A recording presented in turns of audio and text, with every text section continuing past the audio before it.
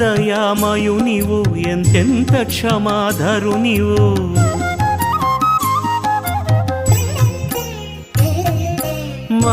మందహాసమూర్తివో వేదాంత భాసమౌనివో ఎంత దయామయునివో ఎంతెంత క్షమాధరునివో మందహాసమూర్తివో వేదాంత భాసమౌనివో నీ మహిమలు తెలిసి నీ కోవెలలో నిలిచి నీ